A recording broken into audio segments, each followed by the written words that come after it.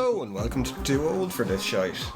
Last week we were speaking that Laura wanted to start getting into anime big time.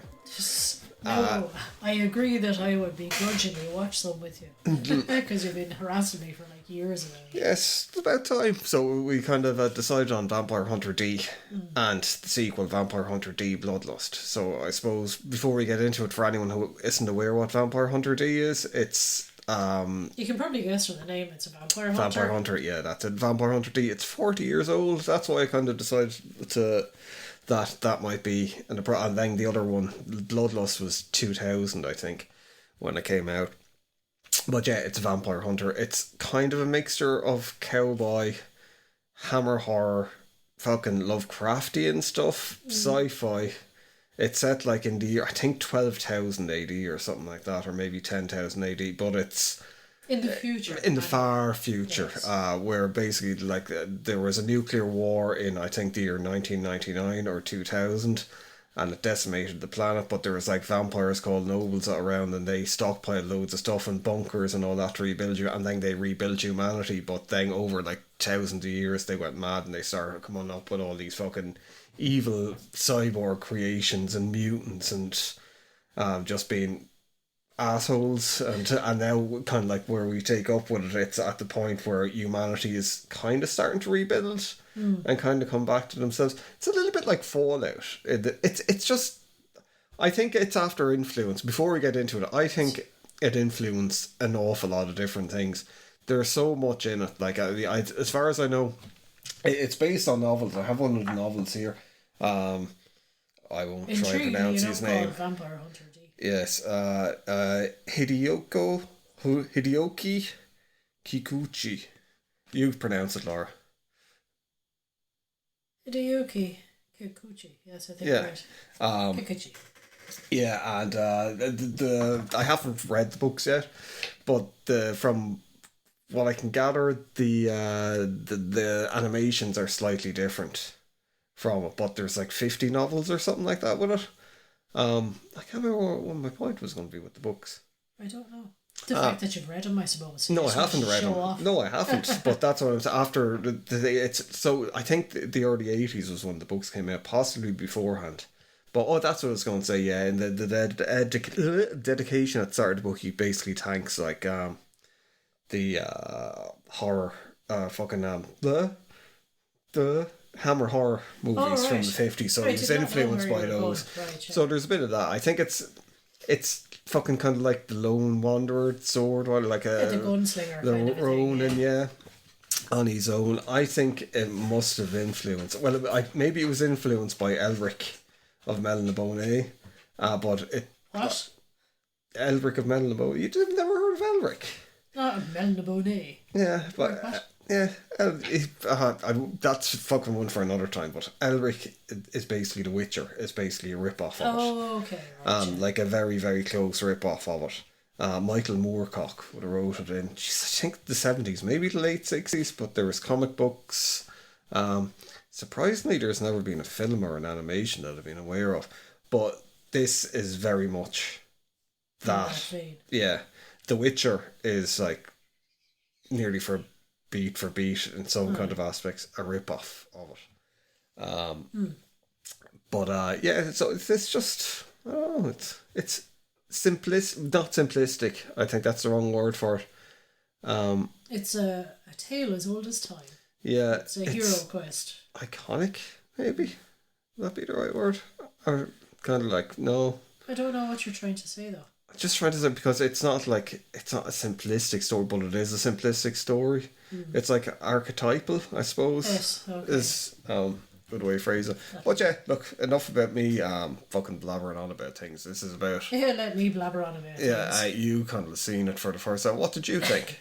I enjoyed it. I wasn't sure I would, because I have such a resistance to watching like long form animation. I don't know why, but it's just like...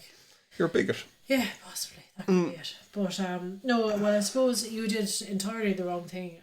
Before we even got together, you tried to introduce me to anime and you showed me Urotsukidoji, and I did not like that. Yeah, and a lot of people don't. So ever since then, I've been a bit suspicious of anything you try to push. Like, I kind of tolerated Attack on Titan, but that was even that was a bit fucking odd as well. Like, you know, Well, enjoyable but odd. but this is meant to be the thing with a lot of the Japanese stuff. I think what they do so well with things is that they kind of go away from. There's some of the things have like Western influences in it, or kind of like so. But their storytelling techniques are a lot better. I think it's really, well, not better, but just different. Yeah. That especially when you're kind of used to seeing so many different things in Western media. Yeah, certain, like, you know, A follows B follows C Yeah. follows C or whatever. Yeah. Like, I mean, what was that? We only saw it on Gogglebox, that Korean thing where it was like a woman gets turned into a fucking chicken nugget. Oh yeah. And it's like a fairly famous TV series over there. yeah. And it's like, That's just what happens in Korea. like they never do something like that in England or Ireland. I don't know. They never would. They would if that became a big hit. They try and remake it, all right. Yeah. Well, didn't they have that thing that belly's going to get you, and it was like a big sentient belly? That was an ad. That was an ad, not a long running TV show. It's not like Coronation Street or Fair City or something. I You don't know? know. There's probably some weird chicken nuggets on fucking Fair City, alright. But sorry, I interrupted you. Chicken. You were saying that. No, but the film itself, I actually quite enjoyed. It did feel a bit sort of like of its time insofar as the animation, but it wasn't overly dated either. If you know. Yeah, it's after holding up extremely well, I think, for like a 40-year-old Yeah. animated film. Like, I was looking when we were watching it, I was just looking saying what else fucking came out that same year that was anime, and it was like He-Man and She-Ra, The Secret of the Sword, which I loved when I was a kid, and tried going back looking at it a few years ago, and I was like, oh my god, this is deadly boring. It's really bad. And I think Care Bear movies or Care Bear is the movie. Ghostbusters cartoon come out around then? But they would be in series. Yeah, like, I think that would have been a little bit later. Because Ghostbusters was 83, was it? Maybe or 85. But probably 84. yeah, but you know, it's just kind of, and like, I mean, there would have been obviously, like, there's anime movies, like, you know, around long before Vampire Hunter D. Yes. Like, but no, this one, and I found it kind of reminded me a bit of that kind of, I don't know, the cartoons that used to be on like when we were younger that were like made in France or something like that. They had just this slight weird fucking trippy kind of thing to them. Yeah, like Ulysses, yeah. Or something. Or do you remember that one? It was like this French cartoon where it was like, I don't know, this fucking green guy surfing through these fucking canals and stuff. Yeah. Oh yeah, it was like Jean-Michel Jarre's music to it. Something like that. Some bizarre thing, but it reminds me of that because in particular when this fucking screeching flying clown thing with like fucking scissors for feet fucking came out,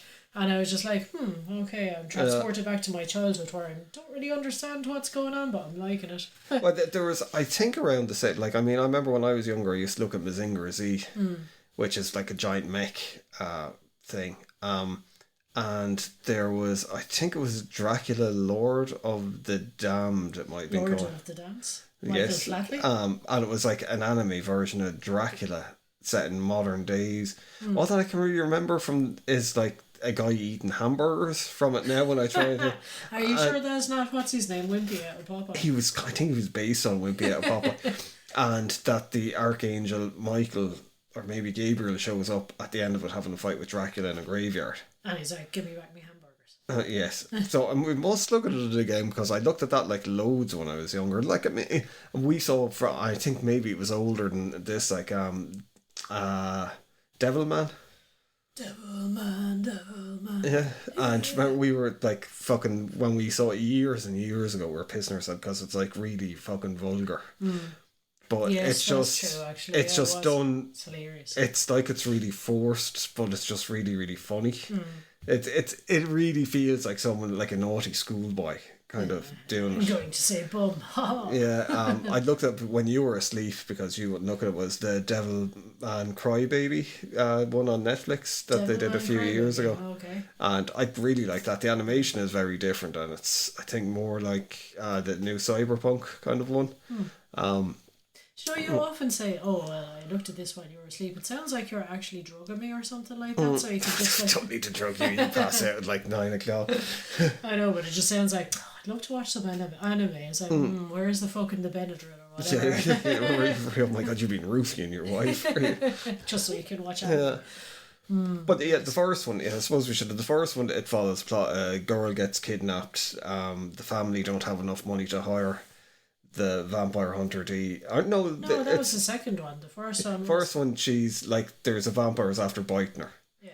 and she wants the vampire killed so she can get turned back.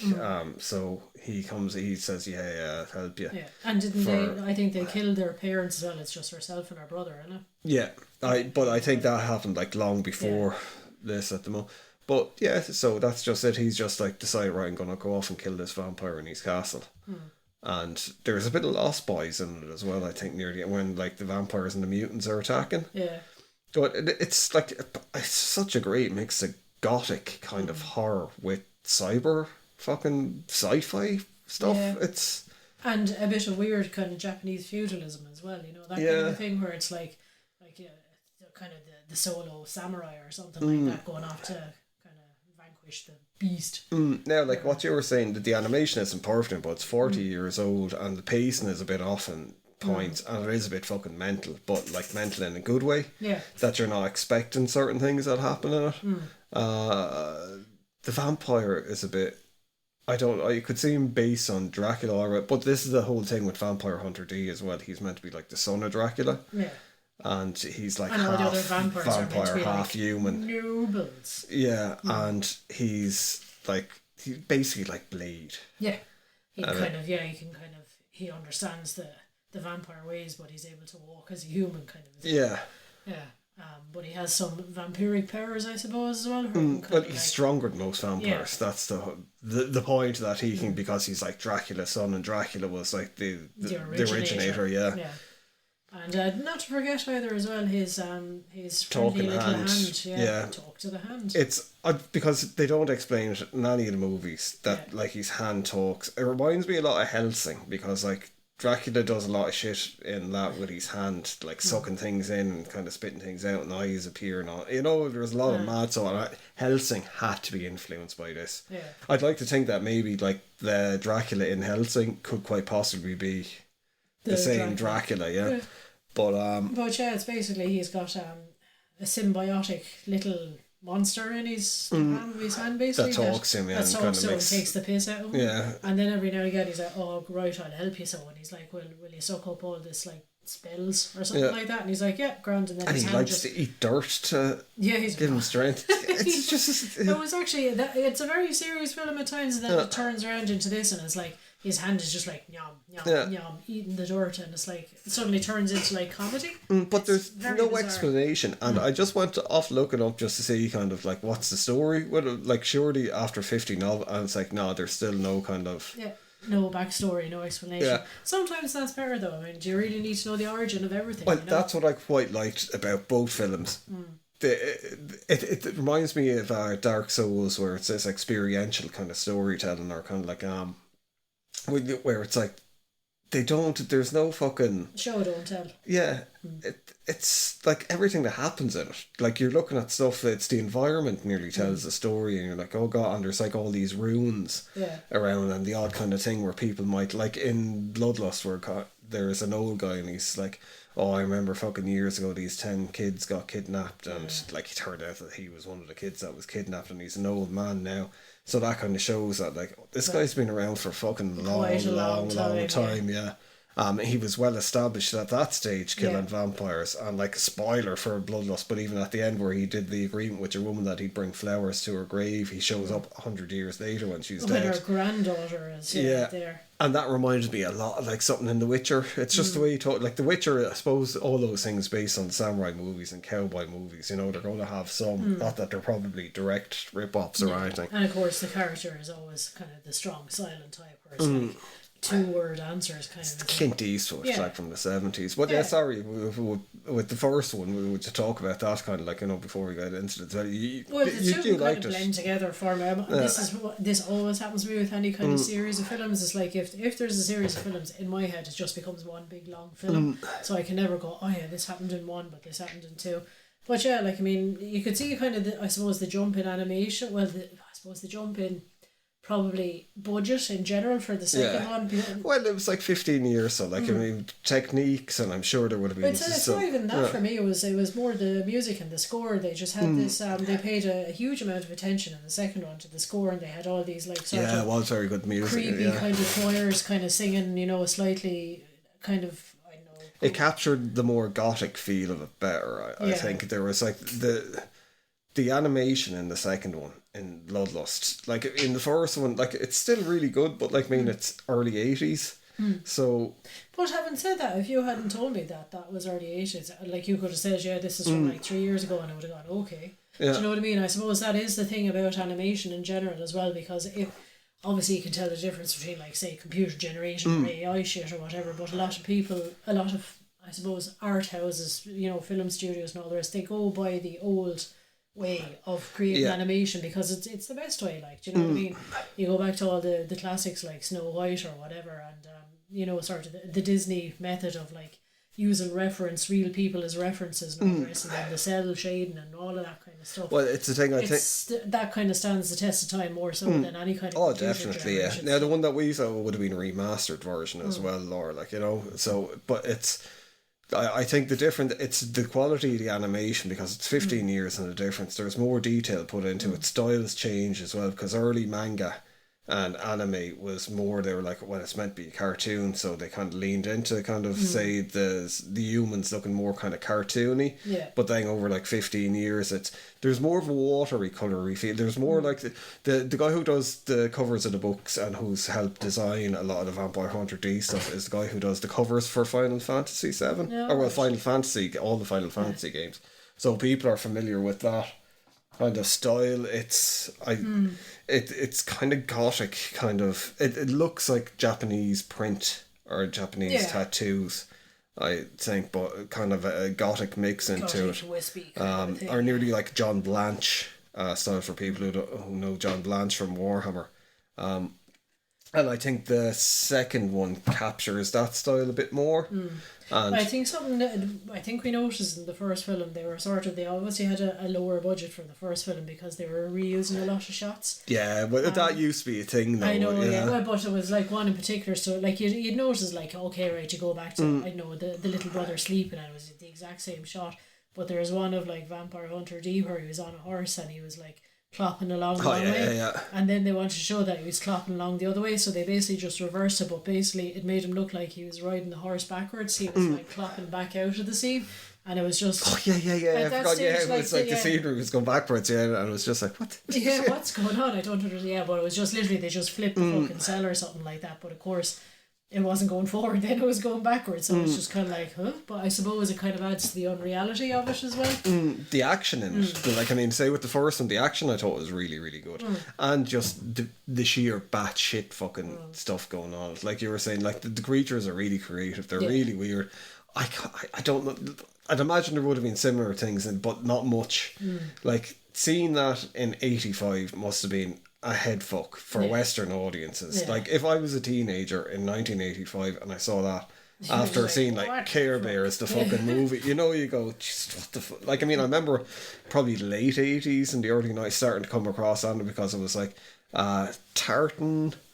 Studios. Yeah, they had like they called it manga, the distributor kind of like where they started bringing Japanese, it was mainly anime over to and having like, you know, English translations of it and stuff, adult anime. They did a lot of just like straightforward kind of Japanese and Asian films in general. Yeah, they as did well, that, you know. but they started off with a lot because it was like that they would have brought Akira, Ghost in the Shell, and all that over here that were like big movies, but like I don't know if there was English translator. Well, there wasn't distributors for it anyway because you couldn't fucking get it over here. Yeah. And then a lot of them were shown on Channel 4 and stuff, and so it was a great, like, in the, you know, discovering those things is like child in Ireland, you're just like, this is fucking mind blowing. You know, Yeah. because you're always, especially back then, it was like you were kind of nearly expected to stop looking at cartoons when you hit a certain age. Yeah. Because it was, cartoons They're are for just for kids. kids. Yeah. And then all of a sudden it was like, this is not for fucking kids. And then The Simpsons came along. But so the first one, if I you're going like to, those, like, I mean, I again, go back to the clown, Harlequin, whatever the fuck it was, I really enjoyed that because it wasn't your typical monster who was like, oh look, gruesome monster. It was just something that was like truly unsettling. So it was kind of, it just made you feel really uneasy and like kind of a bit sick watching it as well. one thing that made, and it felt like it was kind of put in there because they were like, oh, we have to have some kind of titillation because it's like the 80s. Oh god, And yeah. it was like, There's a lot of that. there was one where she was just like all of a sudden just having a shower, and it was like, was it a shower, or was she was just naked in it anyway at some point? And like, I gathered that she was meant to be like a teenage girl. Yeah.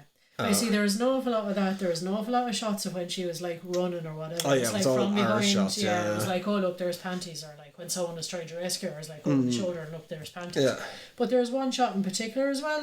Never mind the shower one that just came out of nowhere. It was like her top suddenly ripped off. Oh yeah. And there was just I forgot like about that, yeah. one tit out. Yeah. And then it was like, no, didn't mention that. We just continue on. But now I will say, to that film's credit, that was like the 80s. In every fucking film that was like 15 plus, like, you know, every horror film. The newspapers, there used to be a topless model on page 3 Yeah. in all the fucking British tabloids. Yeah. That like kids would be buying from the shop to bring home to their dad. They'd be like, oh, I'll just have a look at boobs on the way So home. now I'm not like fucking saying, hey, that's okay, but you know, it's kind of like for the period of time, it could have been a lot worse. It was acceptable Yeah. in the 80s. But yeah, so would you rewatch? I think that's Possibly. always a kind of a test of possibly whether I it's would good or not. rewatch just to kind of get the full sense of it, because like you're like, whoa, what's that like? So at least now I know what the story is, so I can actually sit back and enjoy it a bit more. So not obviously immediately, but I would probably rewatch it at some stage just to kind of have a look again Yeah, at I some really of the like- unsettling fucking monsters that were showing up. Yeah, you and know. like, I mean, the thing is, it just fucking starts off as well that there's like some weird mutant eating. I think it was just eating shit off her trees, fruit off her. So she goes off with her horse and decides to kill it. And then it kills her horse, and then when she's there, a vampire appears. And like, I mean, the vampires are very cool. Yeah. And I think all the monsters are fucking cool in it. Yeah. There's like, you know, there's a few throwaway ones even, that one, like when he's going into the castle. Remember there was that bit where he's just going through the tunnel, and it's like, actually there's a thing in Dark Souls where you start going into a place called Blight Town, but when you're going down into the sewers, there's like these things that come up out of the water. And it just reminds me, Dark Souls definitely have to be influenced by this.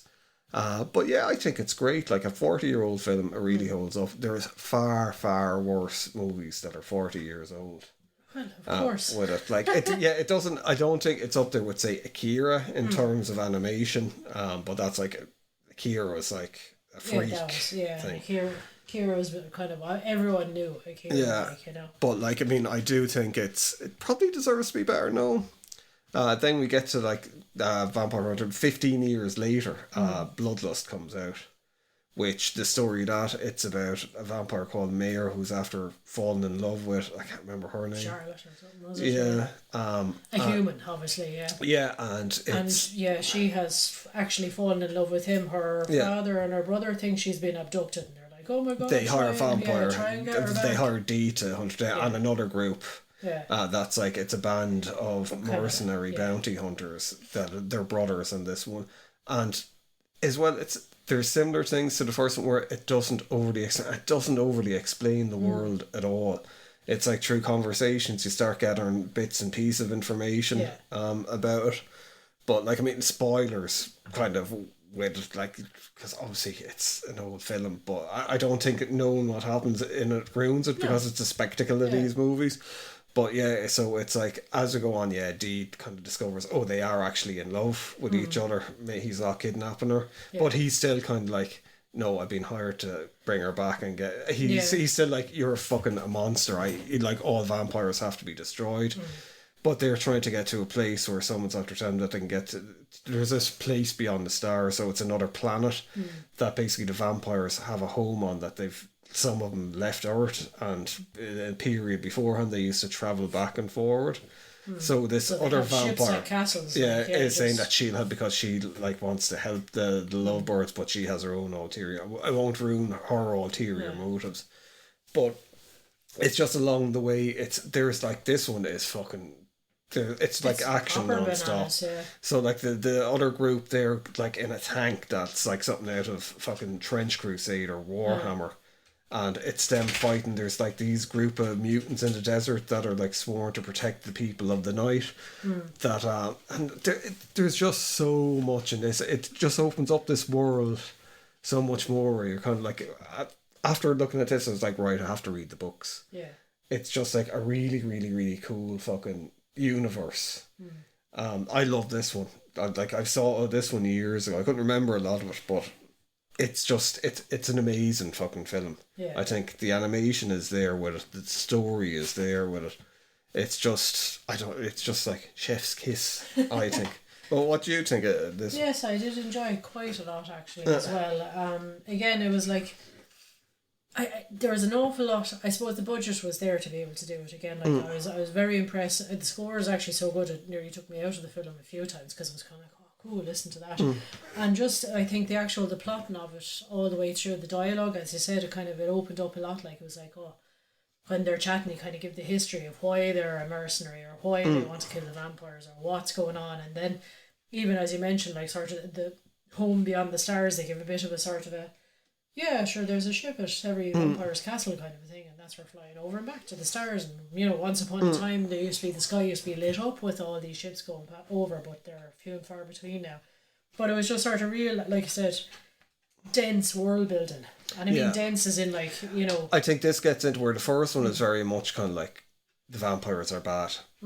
In this one, it's very much like it's not that fucking like I mean the Not that humans black are and bad. white, yeah. There's bad vampires. This one is more kind of like say Witcher territory.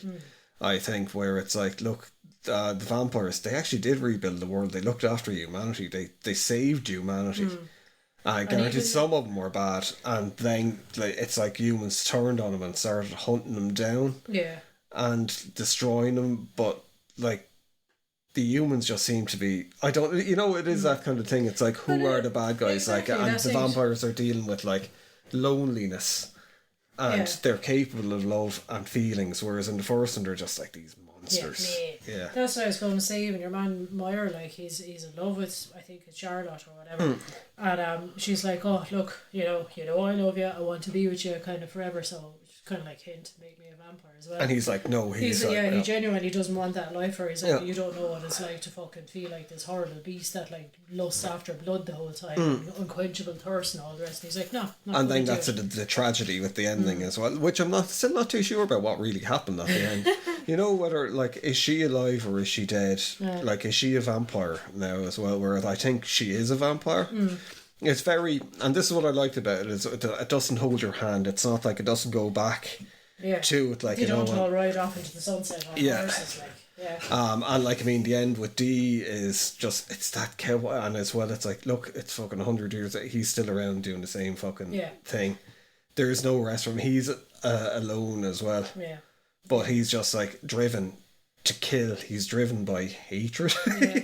that's it. Yeah, because he hates what he is. But I suppose at the same point as well, if I read the film right, I can't because I was very towards the end, but it was like he did let your man Meyer go, didn't he? With her, and it was like, well, all I need to do is I need to bring her ring or whatever because Julia was back to her father and her brother, just to prove. But that's because gone. The other bounty hunter threw the ring to him. Like he was going to kill the other. He was just like, oh fuck it. I know, but that's what I mean. When he had the option to just leave him the two lovebirds off, he was kind of like, look, I'll get me bounty if I get. All I have to do is give the proof that like the daughter was taken. I don't need to say that she willingly was taken, kind of a thing. So, you kind of have that. Even though he is a mercenary as such, or he is like a killer, he still does have. But that's always the thing, isn't it? With like the Ronin, they're always like a code of honor, and there's like decency there with it and a bit of morality, but like there's an awful lot like say action wise the brothers are very cool. It's usual they all have their space, so one of them has a big hammer. There's one guy, I'm not quite too sure, he's like rotting away, physically deteriorating, and if they inject him with stuff he's spirit. He can astral project basically. And shoots fucking lasers everywhere, magical beams, and destroys things, but they never explain anything about that. It's just which is great as well, because you kind of know. Look, well, you get it, and then it's just assumed that this is like a relatively not a commonplace thing, but it's just like this happens, so it's just like you're not kind of like, oh my god, this is the main focus. Just like there are people that are able to do this, and they go, but that's just accept it. Like the female character that's with him, that she's just like, all I've seen is death, like a misery, and it's like they're vampire hunters, but like I mean it never really ends well, so they're just, and then it's that kind of thing through where or D is trying to turn her away from it, saying like, Yeah. look, just go and I can't Have have a a happy normal life, life, just yeah. have a normal life. You don't have to do this. It's Yeah. you're choosing to do this, and it's kind of one of those cowboy themes as well about vengeance. Yeah. It's a bit like Supernatural as well, isn't it? Yeah. It's like Dean is like, oh, Sammy, off you go and have a normal Yeah. life. You know, you can have a normal life and be happy. I can't. Yeah, but that's the thing. It's like vengeance consume you, and it doesn't make your life better. It makes things worse, and you're just caught up in that cycle of hatred and debt. Yes, the whole time. what's that phrase? Is like fucking hatred or fucking wishing ill on someone is like a poison that you drink yourself, kind of a thing. Oh, yeah. You know? What is it? And there's that kind of thing as well. If you're going to go for revenge, make sure to bury two graves, like one for yourself and one for the Yeah.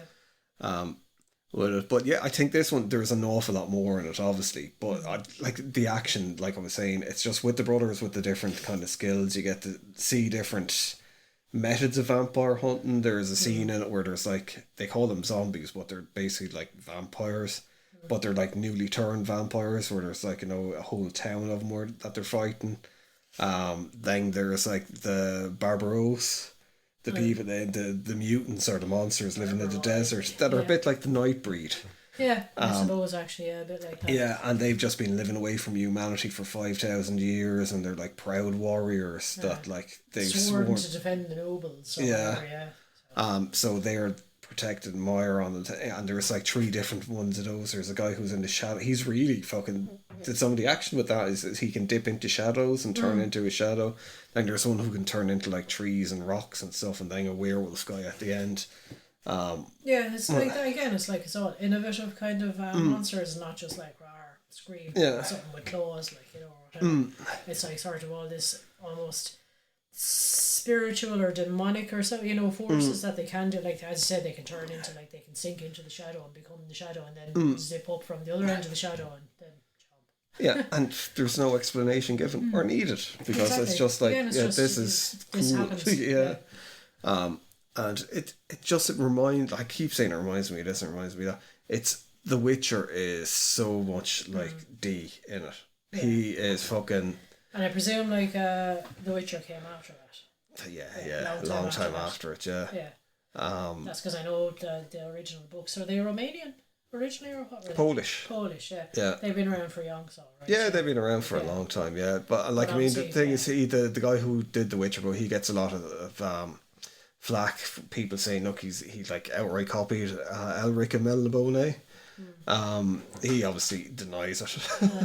Now, I think because there are similarities, I think, but Elric and Melniboné is a bit like Conan, but he's like pale. He's got like a sword called Stormbringer. Yeah, the sword is called Stormbringer. Who came first? Conan was like 30s, I suppose maybe the 20s. But what's his name? Howard. But like I mean, he did like a bunch of stuff, like fucking oh my god, Solomon Kane. Krull the Conqueror as well, which is kind of like another Conan thing, and was they did a Celtic kind of version as well. That they were all meant to be like descendants of Conan or kind of related to Conan in some way, but not like said it was only after he killed himself that I think people started piecing it together and saying, "Oh, this was in existence," and it existed in like H.P. Lovecraft's universe as well. That there was a mixture. I'm getting fucking going off topic with it, but yeah, like all these things, I think that there's certain aspects that they all have together, so it might be unfair to say, oh, that's copy that and that's copy that, because I look at The Witcher and I can see similarities to Elric, but then on another point and like they're just not, it's like it's in a fantasy world. Well, that's the thing, it's like we often say there's only like seven actual stories to tell in the whole world with just little variations and twists on it, like and it is.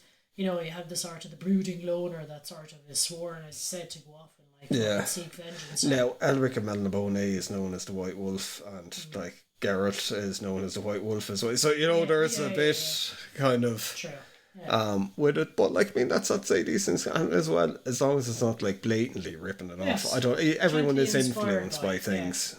So where do you kind of like draw the line with kind of like an homage or kind of being influenced and kind of just outright robbing something, Exactly, it's it happens the whole time with music. People make songs and then people, like they robbed that from that, and they're like, I never even heard that fucking song. I don't even know what it's you're on just about. there's a certain amount of chord progressions and that's it. Yeah. But Vampire Hunter D overall, what would you say? 2 fangs up. Yes. Very good. I enjoyed it. But would you look at more anime based on Yes, this? I would. Yes, if there's I would. Yes, sure. I liked what was the Devilman. Oh no! You motherfucker! What's You it called? son of a bitch! Fucking Studio Ghibli.